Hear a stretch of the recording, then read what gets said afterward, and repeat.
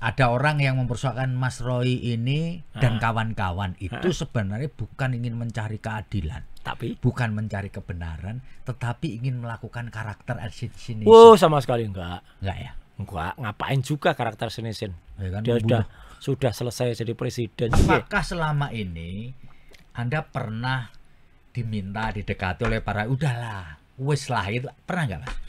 Kalau secara formal sih enggak ya.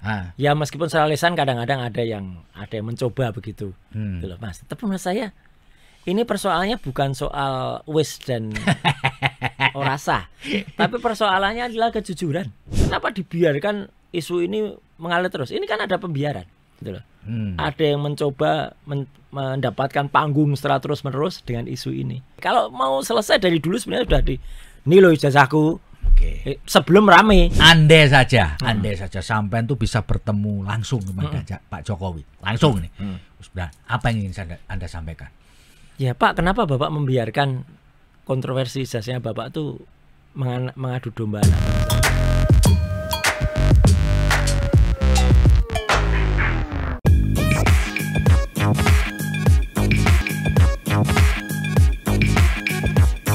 Assalamualaikum warahmatullahi wabarakatuh. Salam damai sejahtera buat kita semua. Bertemu kembali dengan saya Feby Mahendra Putra, Direktur Pemberitaan Tribun Network. Tribuners, kontroversi polemik mengenai ijazah sarjana Pak Jokowi terus-menerus menjadi perhatian masyarakat.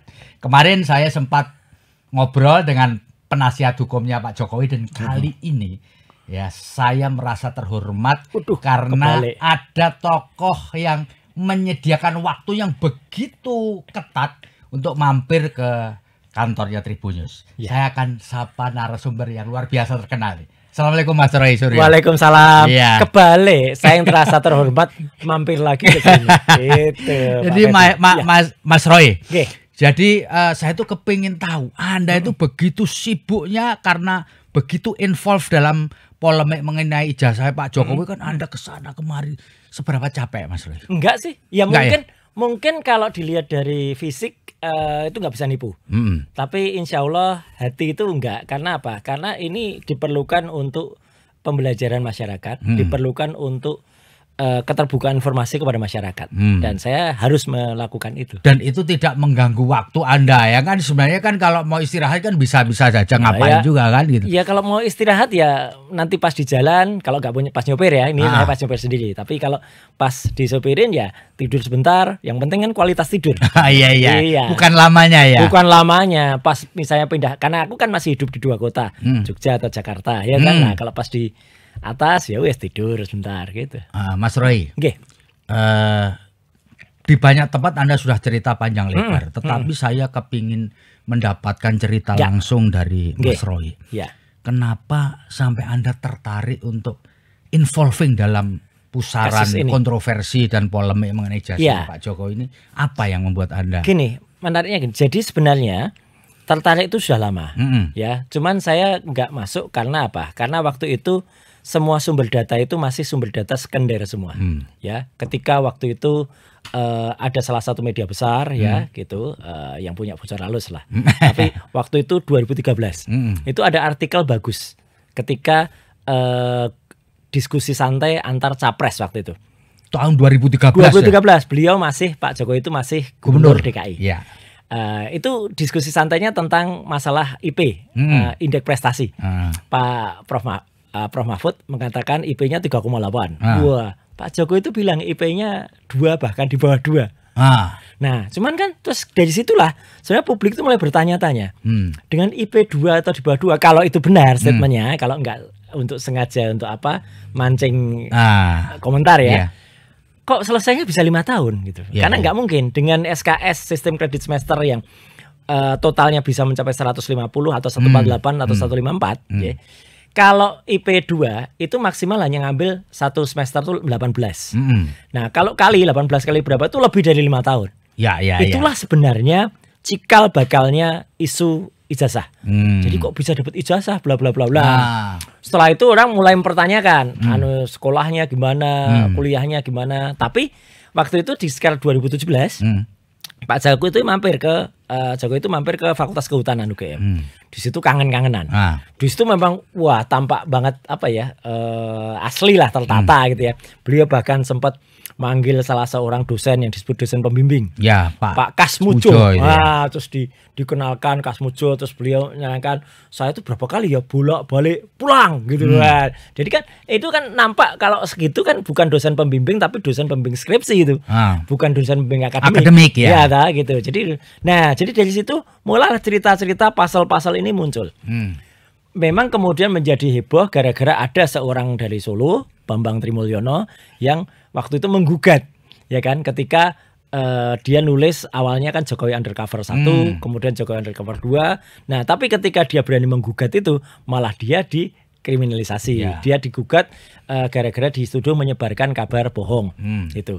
Dan meskipun dia sempat dipidana dengan kabar bohong, 10 tahun tuntutannya dijalani, maksudnya akhirnya vonisnya 6 tahun. Tapi kan uniknya MA akhirnya menganulir itu, tapi dia tetap kena yang namanya menyebarkan kebencian atau apalah. Ujaran kebencian. Waktu itu pasal-pasalnya masih hidup semua.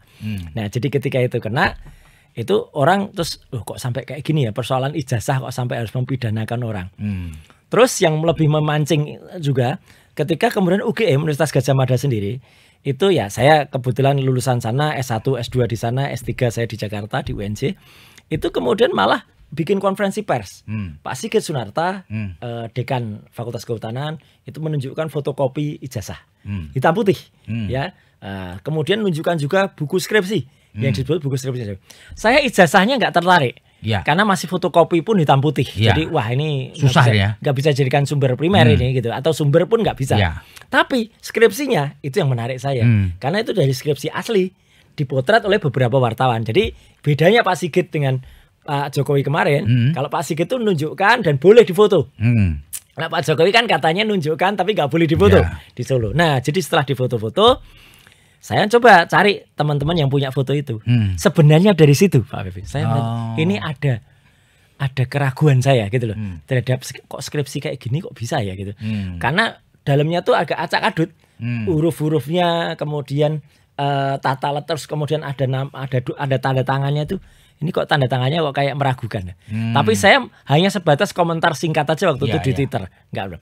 Nah, loncat jauh setelah itu, tiba-tiba bulan Maret kemarin ada seorang pakar digital forensik yang saya sebetulnya dulu pernah menjadi lawan saya. Pak Rismon ya? Rismon. Nah, itu memang betul pernah menjadi lawan saya, dan ketika sekarang ada pihak-pihak yang berusaha untuk mengadu domba antara saya dan Pak Rismon, ya. Dengan memposting lagi video lama saya sama Pak Rismon, ya itu nggak apa-apa ya, namanya juga jejak digital. Ya kan, dulu dalam kasus Jessica. Jadi memang saya pernah berseberangan. Tiba-tiba Pak Rismon itu punya ide untuk ke Jogja.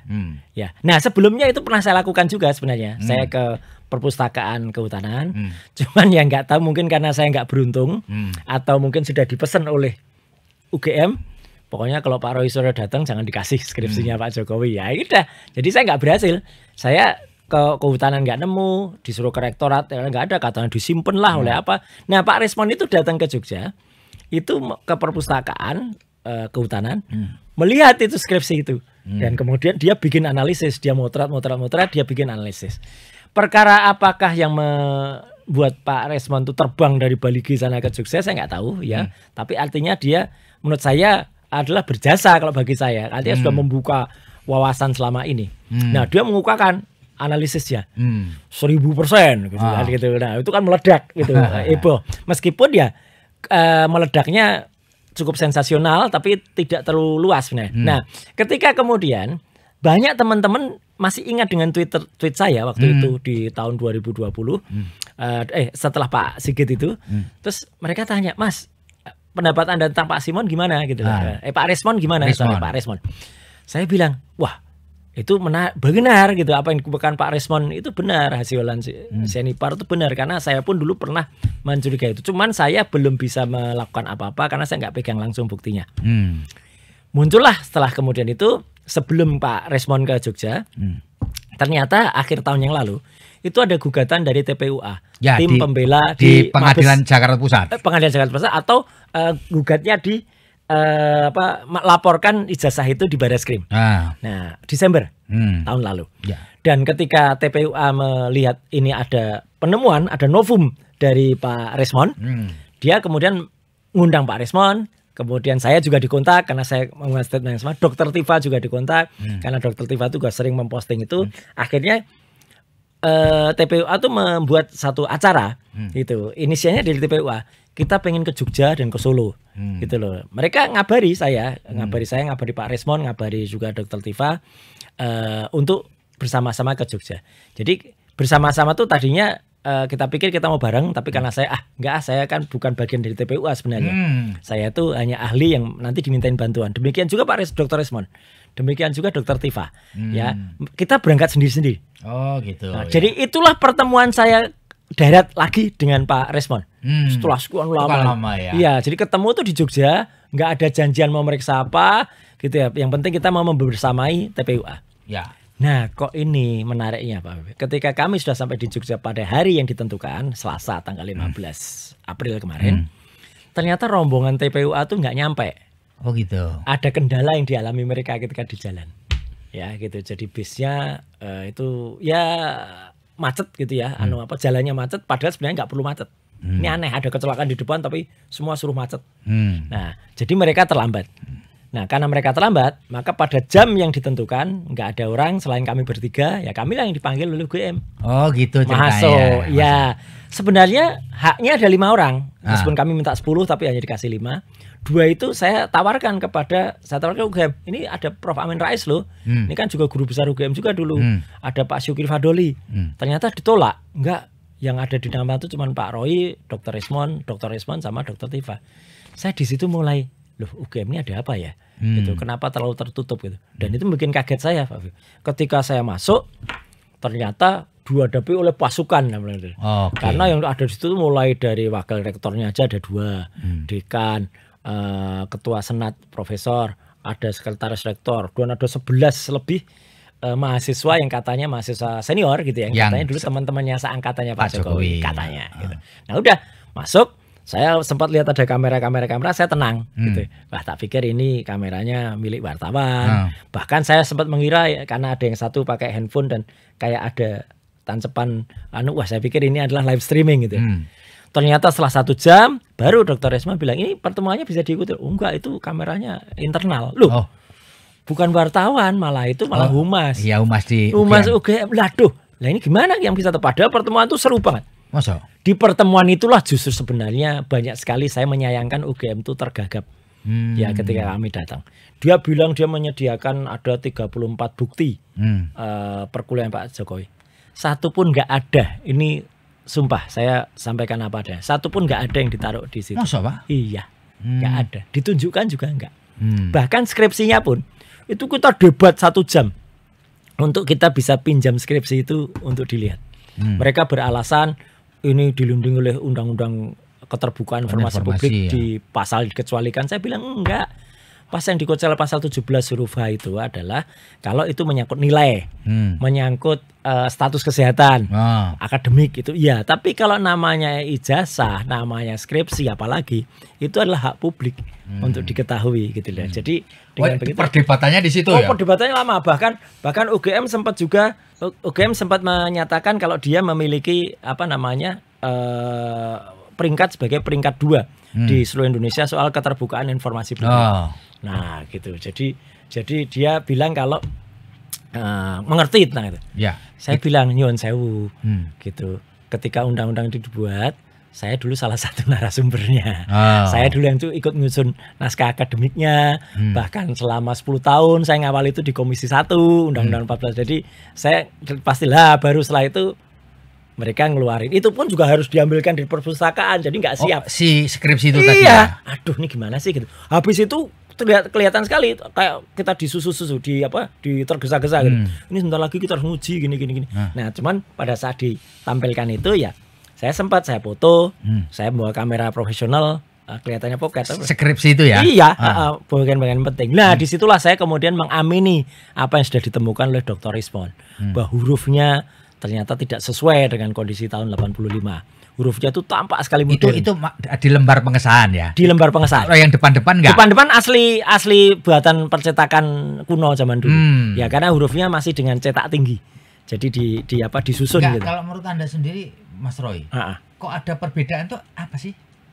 Antara lembar pengesahan sama di depannya itu apa? Ya patut diduga itu ada sesuatu terhadap skripsi itu gitu. Apakah itu skripsi milik orang lain yang kemudian diganti, ataukah itu ada yang tadinya tidak lengkap kemudian dilengkapi. Tapi intinya bahkan skripsi itu nggak lengkap karena ada beberapa bidang yang kosong-kosong gitu. Ada yang lembar misalnya jurusannya kosong, kemudian tanggal pengesahannya kosong, tanda tangannya Profesor Ahmad Sumitronya salah ketik, harusnya Ahmad Sumitro di situ Soemitro, terus tanda tangannya itu meragukan. Sempat malah Dr. Tifa kemudian sempat menanyakan ke putrinya Prof. Ahmad Sumitro yang ada di Australia. Beliau mengatakan itu bukan nama ayah saya. Kalau ayah saya itu pakai U, bukan pakai OE. Gitu. Nah, jadi di situ mulai terus kita masuk lagi ke dalam nama depannya profesor kok nama dalamnya doktor. Jadi padahal orangnya sama. Terus itu masih ketikan biasa. Terus yang menarik lagi tidak ada lembar pengujian. Nggak ada. Padahal harusnya kalau skripsi itu lulus harusnya lembar pengujian. Kami memang tidak mendapatkan ijazah yang diributkan. Padahal kan kita tahu dulu Pak Dr. Sigit Sunarta itu sempat nunjukkan itu. Cuman alasannya enggak, ijazah kami nggak pegang gitu. Tapi Mas Roy sempat tanya, transkripnya ada nggak gitu? Kan tadi kan awalnya kan soal IPK itu. Ya, kalau transkrip memang saya pun menghormati undang-undang keterbukaan informasi. Karena itu termasuk nilai itu nggak boleh. Nilai ya. Iya, jadi saya cukup tahu soal itu nggak saya tanyakan. Tapi kalau KRS, kartu rencana studi, bukti peminjaman buku perpustakaan atau dokumentasi KKN harusnya ada. Ternyata itu nggak bisa. Ketika KKN pun ditanya di mana masih bingung jawabnya. Jadi sebenarnya di situ nampak banget. Saya tuh sangat menyayangkan ya. Sebagai lulusan asli UGM itu saya menyayangkan. UGM kok kayak gini sih anunya. Administrasinya dan cara menjawabnya tuh kayak enggak. Dan saya yang terus terang agak kaget adalah ketika mereka menunjukkan kalau yang ada lembar pengujian ini dari salah satu teman. Oke, ditunjukkan salah satu skripsi milik orang lain. Bukan milik Pak Jokowi karena Pak Jokowi nggak ada lembar pengesahan. Orang lain yang namanya Pak Saminuddin Barudirtau itu ada lembar pengujian. Yang tertulis di situ tesis itu. Lah ini kan malah lucu lagi gitu. Ini gimana tadi kalau terus ada lagi caranya pakai foto-foto ketika wisuda. Nah, foto-foto wisuda itu sebenarnya hanya ditunjukkan sekilas saja. Oh gitu ya. Saya cuma lihat dan tidak saya periksa karena menurut saya nggak ada gunanya aku meriksa foto. Yang menjadi masalah di sini itu adalah skripsi dan ijazah. Karena ijazah yang nggak ada, ya maka skripsi dulu. Dan skripsi itu analisis saya tetap sama. 99% skripsi ini kalau begini caranya, bentuknya kayak gitu, ya sulit dikatakan kok bisa lulus gitu loh. Gitu. Nah, sementara yang ijazah saya memang tidak menanyakan lebih lanjut karena menurut saya UGM menolak memberikan itu atau kopinya pun mereka nggak mau. Ya udah. Jadi nah dari situ akhirnya kita pakai sumber yang lain untuk ijazah. Ya, apa itu? Yaitu yang diupload oleh kader PSI. Si Dian Sandi. Bang, Mas, tadi itu ada beberapa orang atau pihak yang bertanya, apakah betul apa yang diposting oleh kader PSI itu? Itu yang adalah yang kepunyaannya. Nah, itu justru yang menarik. Karena kalau itu digunakan untuk rencana, saya dengar itu untuk menjebak kami. Karena disebut-sebut saya tidak meneliti subjek yang benar. Kalau yang subjek yang benar yang saya teliti memang skripsinya. Tapi kenapa saya berani menggunakan punyanya si Sandi itu? Kenapa? Dia dalam postingan itu menceritakan sebelumnya ada utasnya panjang gitu. Dia ketemu dengan Pak Jokowi. Terus katanya di situ dia mendapatkan itu dari Pak Jokowi, gitu katanya. Dan di situ dia nulis asli. Ini loh, kalau daripada ini supaya tenang kalian gitu liburannya, ini skripsi ini ijazah asli Pak Jokowi. Itu dalilnya ya. Dalilnya dia bahwa belum tentu bahwa itu yang dipunyai Pak Jokowi bisa saja. Nah, bisa saja, tapi menariknya gini, Pak Febi. Itu kita perhatikan, itu memang similar ya atau mirip dengan yang pernah ditunjukkan oleh Pak Dr. dalam bentuk fotokopi hitam putih itu. Fotokopi hitam putih itu oleh Pak Sigit Sunarta. Mirip ya. Mirip. Jadi fotonya juga sama-sama pakai kacamata, ada baterainya, ada tulisannya begini-gini kayak mirip. Jadi kita bandingkan kan foto itu, saya komparasikan dengan itu. Ya ini kayaknya sih memang itu gitu. Jadi kalau ternyata kemarin kan ada petunjuk baru kabarnya Pak Jokowi kan bawa ijazahnya itu ke Polda Metro. Betul. Kemudian dia menyatakan atau kuasa hukumnya menyatakan tidak pernah dikeluarkan. Jadi ini hanya yang beredar di luar itu belum betul. Nah, ya kalau itu yang berarti si kader PSI itu menyebarkan hoax. Atau masa sih dekan juga menyebarkan hoax? Kan nggak mungkin gitu loh. Jadi sekarang yang mana ini yang benar? Kan kami siap meriksa kalau itu ternyata dikatakan yang asli dalam tanda kutip. Gitu. Jadi, nah, kemarin kan kepada saya penasihat hukumnya mengatakan bahwa yang dibawa Pak Jokowi ke Polda Metro itu adalah ijazah asli yang tidak dilaminating. Betul. Dan siap untuk diperiksa termasuk laboratorium forensik. Komentar Anda gimana, Mas? Bagus. Ya memang harus. Dan kalau saya boleh menyarankan ya, kita harus tunjuk laboratorium forensik yang netral dan independen. Dalam konteks ini menurut Mas Roy ya gimana? Mungkin Singapura. Gitu loh. Karena apa? Karena ya Pak Rismon itu yang bilang jangan mau diperiksa oleh laboratorium internal sini gitu, karena dalam kasus Jessica dia gitu itu direkayasa nanti buktinya. Oke, ya udah kita nanti bisa request, kita nanti bisa minta, atau mereka juga menghadirkan pakar telematika atau misalnya ahli forensik yang lain, ya nggak apa-apa, kita adu ilmu aja gitu loh, adu ilmu, adu ilmiah. Jadi intinya sebenarnya Mas Roy juga masih belum puas atau meragukan kalau itu diperiksa oleh laboratorium forensik Polri misalkan gitu. Ya, atau gimana, Mas? Dengan segala hormat nanti harus kita lihat ya resumenya atau hasilnya. Karena apa? Karena itu yang mengkhawatirkan adalah kolega saya, Dr. Rismon gitu. Karena itu saya kalau Mas Roy sendiri gimana? Ya, sebenarnya gini ya. Sekarang ada kan Polri dalam hal ini kan kemungkinan saja ya masih ada maksud kita percaya netralitas Polri ya, harus percaya kita. Cuman kan kalau nanti kita lihat proses ini aja, proses penyidikannya ini aja atau penyelidikannya aja nanti kan kelihatan kok seberapa cepat, seberapa lambat itu nanti kita bisa nilai itu. Gitu. Apakah prosesnya cepat sekali ya karena itu dia seorang Jokowi, atau prosesnya biasa seperti masyarakat. Karena yang TPU aja prosesnya sudah dilaporkan Desember aja lambat banget gitu loh, belum diproses-proses gitu. Mas Roy. Jadi kalau ini berandai-andai ya, berandai-andai kemudian Polri menyatakan hasil dari laboratorium forensik itu identik, artinya legal gitu ya. Terus kemudian apa yang kira-kira apa yang bakal terjadi menurut Mas Roy? Oke, kalau itu legal, nggak apa-apa. Kita terima itu sebagai konsekuensi legal, ya. Tapi sekarang kita challenge Pak Polisi atau laporannya, apakah mungkin kalau skripsinya seperti itu bisa timbul ijazah yang asli? Maka kita minta Polri juga meriksa skripsinya dengan yang acak adut itu. Kalau skripsinya jelas-jelas acak adut gitu loh, gitu kelihatannya. Jadi kalau dia juga ternyata Polri meriksa itu dan ternyata mengatakan itu juga legal, lah aneh, nggak ada tanda tangannya kok bisa dikatakan legal. Tidak ada lembar pengujiannya kok bisa dikatakan benar, gitu kan? Jelas kertasnya juga agak berbeda, hurufnya Times New Roman. Mungkin kalau ijazahnya, ya nanti coba kita periksa bersama. Karena kalau ijazah yang sekarang ada di pasar, bukan di pasar ya, di masyarakat ya, yang diposting oleh Dian Sandi itu sudah kita periksa logonya, kemudian fotonya itu banyak sekali editing di situ. Oh gitu. Nah, kecuali itu sama lah. Kalau sama berarti ya yang dipegang Pak Jokowi berarti juga sama juga, yang tidak identik. Mas Roy, ini kan artinya 50-50 peluang Anda. Oh kan iya. Pasti Anda dilaporkan kan, Anda termasuk satu dari sejumlah orang yang dilaporkan. Ya, inisial RS itu. Iya kan, karena dengan tuduhan pencemaran nama baik atau fitnah dan seterusnya. Orang akan bertanya, apa Anda siap kalau jadi penghuni sel tahanan lagi? Gimana kalau orang gini. Sebenarnya ini ada dua ranah yang berbeda. Gitu ya? Gitu. Kajian kami ini itu adalah kajian akademis.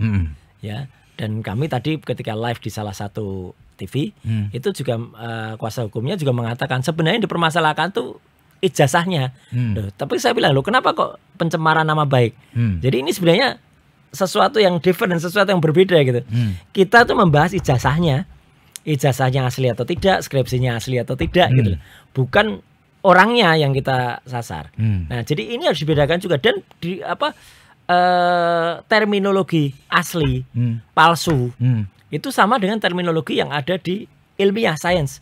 Fake document, real document atau original document, originating itu ada pada terminologi ilmiah. Kok tiba-tiba mau ditarik ke hukum? Harusnya ilmiah ini diselesaikan dulu, dibuktikan dulu ilmiah enggak, ini baru kemudian setelah itu tarik lagi ke sana. Tapi artinya nggak apa-apa, oke aja diadu aja, ya gitu. Tapi makanya saya bilang kalau belum tujuannya sudah mau mengkriminalisasi, tujuannya mempidanakan, ya maka ya lucu banget gitu. Apalagi Pak Jokowi itu lapor ya kemarin pada tanggal 30 April itu tepat pada saat 17 tahun peringatan kebebasan informasi publik. Karena Undang-Undang KIP nomor 14 tahun 2008 itu disahkan tanggal 30 April. Iya. Pas itu ya? Pas banget 30 April tahun 2008. Mulai berlaku 30 April 2010. Tapi harinya bukan Rabu kan? Waktu itu saya nggak ngerti ya, belum ngecek. Yang jelas kemarin hari Rabu itu memang dipilih oleh Pak Jokowi yang sukanya Rabu. Ya. Karena sesuai dengan wetonnya gitu ya. Iya, meskipun wetonnya pon kan itu Pahing, itu kemarin Pahing. Ya, biasanya kalau beliau itu melakukan reshuffle itu pon. Nah, dan beliau itu ketika dua periode sampai dengan nawa reshuffle. 9 kali reshuffle. Ya betul. Ya semuanya Rebu pon. Elok. Bang, Mas Roy itu sebagai orang Jawa kan, orang Jawa asli itu emang orang Jawa sukanya begitu ya Mas? Menepak-nepakkan dengan mencocok-cocokkan dengan wetonnya gitu, memang ada tradisi semacam itu. Ada, cuman saya tidak harus begitu. Kalau cocok ya syukur gitu. Oh gitu ya. Tapi kalau saya nggak harus itu, wah ini nogo dinone ini. Karena kan memang itu ada hitungannya sebenarnya bagi orang Jawa. Gitu ya. Iya. Misalnya Rebu itu angka neptunya berapa, kemudian kalau Pahing itu tinggi sekali, Pahing itu 9 gitu. Kalau pon 7 ya, 7 sama 7 14 gitu ya. Kayaknya gitu. Iya. Mas kembali, di negeri ini apapun bisa terjadi ya. Betul. Iya kan? Ya. Anda pernah mengalaminya juga. Iya, itu ya sama gara-gara peristiwa yang sangat tidak bermutu. Ya, kan? Yang buat orang lain, saya sama nggak pernah. Yang posting orang lain, yang komentar ratusan orang lain, tiba-tiba saya komentar saat itu diambil. Lah ya, kan itu. Artinya sebenarnya Anda bisa mengulangi nasib sial pada waktu itu. Iya. Cuman kan gini. Bagaimanapun juga kan kalau ini ya, saya nggak mungkin kalau ini asli saya bilang palsu. Kalau ini palsu saya bilang asli juga bisa. Ya saya tetap bertahan, kalau asli harus asli. Kalau palsu harus palsu. Dan persoalan ini tentu harus berbeda dengan dulu. Kalau dulu ya mungkin saya bisa seperti di Bambang Trikan. Karena apa? Masyarakat tidak terbuka wacananya. Sekarang ini, Pak Febi, masyarakat tuh ngikutin ini semua gitu loh. Gitu. Bahkan kemarin saya juga berterima kasih mendadak tuh ada dukungan dari lebih dari 500-an orang waktu di Gedung Juang 45. Lawyer juga, kemudian profesor, ada bahkan Kagama juga ada di situ, meskipun bukan Kagama pusat, Kagama Cirebon dan beberapa pengurus Kagama yang lain. Tapi kan artinya persoalan ini bukan hanya menjadi persoalan pribadi antara saya, Dr. Resmond, Dr. Tifa, Pak Rizal Fadilah gitu, dengan Pak Jokowi. Bukan. Ini adalah persoalan untuk kejujuran akademis, kejujuran bangsa ini ke depan. Jadi Mas Roy tidak benar kalau ada tuduhan Mas Roy ini mau pansos, mau eksis kembali. Ngapain? Ngapain pansos? Saya udah nyaman, udah santai-santai menikmati hidup. Ya ngapain juga Pak? Saya hanya lihat kalau nggak benar ya dikatakan nggak benar. Kalau memang benar ya katakan benar. Itu aja. Mas Roy, tentu punya prediksi ending dari semua drama ini apa kira-kira? Endingnya apa? Endingnya pokoknya terbukti ijazah itu asli atau palsu. Kalau saya memang mengatakan 99,9%. Kalau skripsinya seperti itu, ya ijazahnya sangat pantas dilakukan. Gitu. Mas, ada orang yang mempersoalkan Mas Roy ini dan kawan-kawan itu sebenarnya bukan ingin mencari keadilan, tapi bukan mencari kebenaran, tetapi ingin melakukan karakter assassination. Sama sekali enggak ya? Enggak, ngapain juga karakter assassination? Ya kan, dia sudah selesai jadi presiden, sudah ngapain gitu. Gitu ya. Enggak. Jadi sama sekali tidak bahkan ada tantangan kan. Mas, jangan hanya Jokowi yang diperiksa dong, yang lain juga. Oke. misalnya nanti Anda meragukan ijazahnya siapa, presiden siapa, oke. Atau Anda meragukan ijazahnya, sekalian kita meragukan ijazahnya wakil presiden sekarang, iya kita periksa sekalian gitu loh, gitu misalnya kayak gitu. Misalkan gitu ya. Iya. Jadi memang Anda membantah bahwa ini semua adalah ada unsur politik, ada pembunuhan karakter. Enggak. Saya pernah di politik 15 tahun dan sekarang saya udah pensiun lebih dari 5 tahun. Ngapain juga politik, nggak ada gunanya. Udah nggak ada manfaatnya juga. Enggak. Saya independen di sini. Iya. Okay. Mas Roy. Ya. Nah, kalau ini kemarin coba saya tanya, apakah mungkin karena ini delik aduan, ya kan? Pak Jokowi itu memaafkan, menganggap ini mencabut lah istilahnya kan? Ya dia boleh, kalau memang para pihak ini mau meminta maaf, ya ini nggak jadi perkara. Kalau menurut Mas Ferry gimana? Waduh, standingnya menurut saya agak nggak tepat ya, agak pas gitu. Kalau mau mencabut ya silahkan aja cabut. Tapi kami tetap dengan statement ini, gitu loh.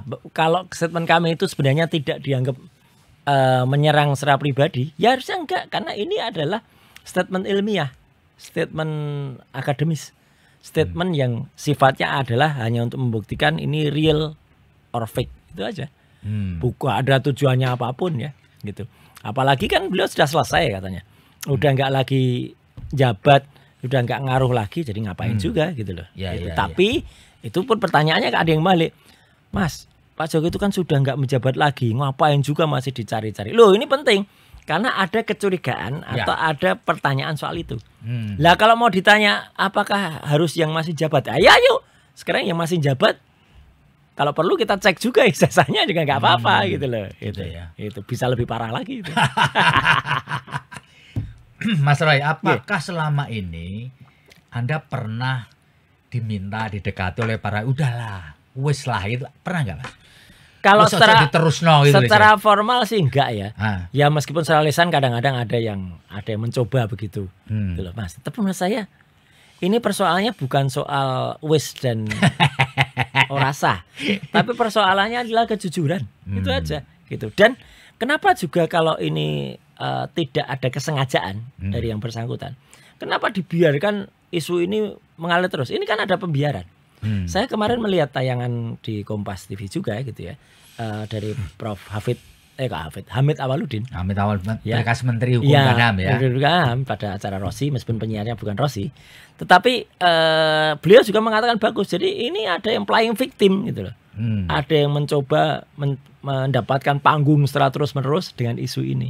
Gitu. Jadi menurut saya ya pandangan Prof. Hamid saya kira itu menarik. Kalau mau selesai dari dulu sebenarnya sudah ini loh ijazahku. Sebelum rame. Tapi karena sekarang sudah terlalu rame, ya pantas kalau misalnya kuasa hukumnya juga mengatakan kalau sudah ditunjukkan terus mau apa gitu. Ya mungkin tetap akan terus gitu. Karena udah terlanjur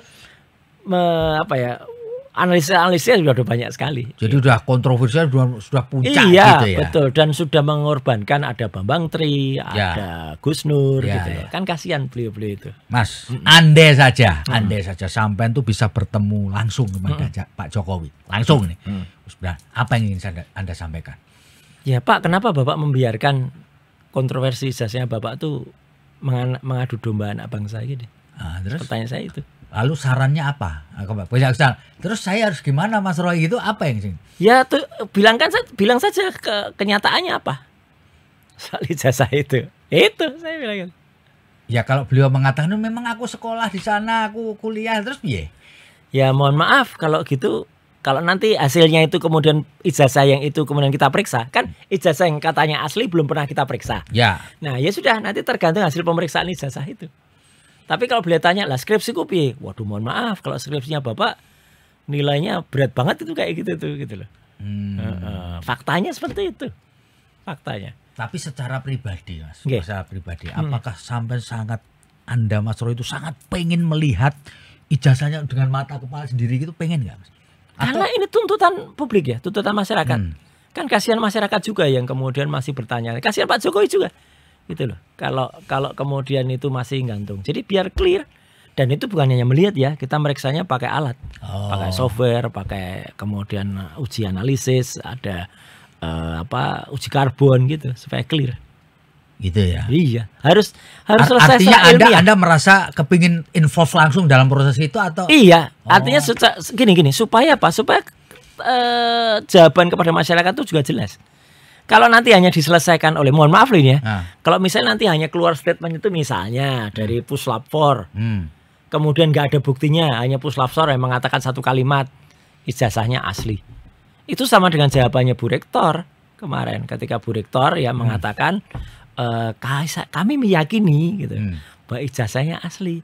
Gitu. Atau sama seperti jawabannya Prof. Wening, Wakil Rektor 1, yang dengan panjang mengatakan, menurut catatan akademik, Joko Widodo itu adalah mahasiswa, malah salah, slip of tongue dia, Fakultas Kedokteran. Ya. Waduh, itu kan juga petunjuk Allah. Kalau seseorang itu menyimpan sesuatu, kan aneh banget. Prof. Wening itu sastra, Jokowi itu katanya kehutanan. Kok bisa muncul kedokteran? Kalau yang muncul tuh sastra gitu masih mending. Oh, ini orang sastra. Atau kalau saya slip of tongue, saya bilang sospol gitu. Komunikasi. Masih mending. Atau public health S2 saya. Tapi nggak ada sama-sama K Mas depannya Mas. Lah ya kan.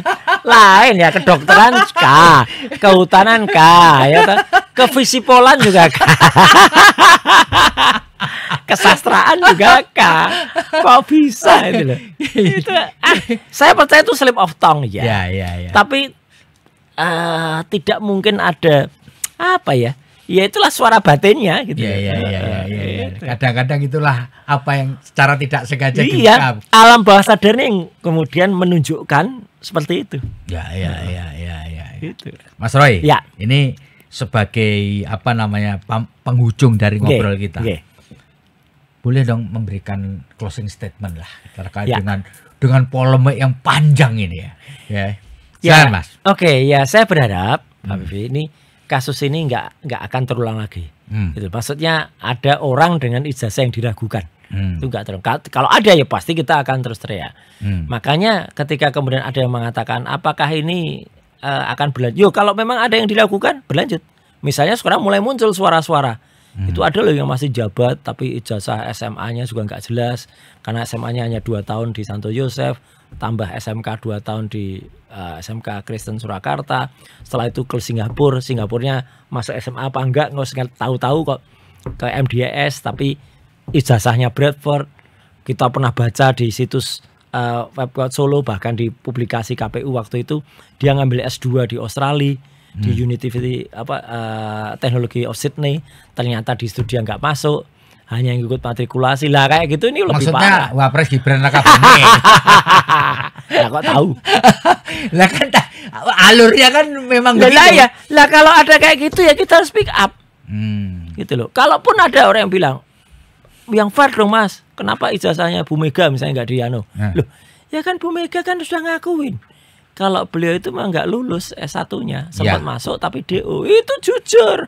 Atau seperti Pak Harto, ngapain juga menyombongkan kalau sekolah tinggi. Pak Harto itu SR, sekolah rakyat, sekarang SD gitu. Jadi menurut saya itu aja, orang tuh genuine aja. Ya kalau memang sekolahnya hanya segitu diakui kan, ya itulah nyatanya kan. Itu gitu aja ya. Iya, jadi artinya toh juga masih tetap masuk, boleh. Ijazah SMA kan boleh gitu loh, nggak harus tinggi-tinggi. Itu sebenarnya. Oke, Mas Roy, matur suwun sangat, terima kasih banyak. Ya kan, karena menyita waktu Mas Roy ini udah jam 11:04 para Tribuners ya. Tapi Mas Roy ini tetap semangat, rupanya baterainya baterai alkali. Awet. Sekali lagi terima kasih Mas Roy. Moga-moga terima kasih. Amin. Saya Febi Mahendra Putra pamit undur diri. Assalamualaikum warahmatullahi wabarakatuh. Salam damai sejahtera buat kita semua, dan jangan lupa apapun yang terjadi tetaplah bahagia.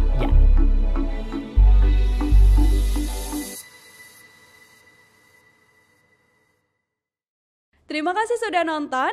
Jangan lupa like, subscribe, dan share ya.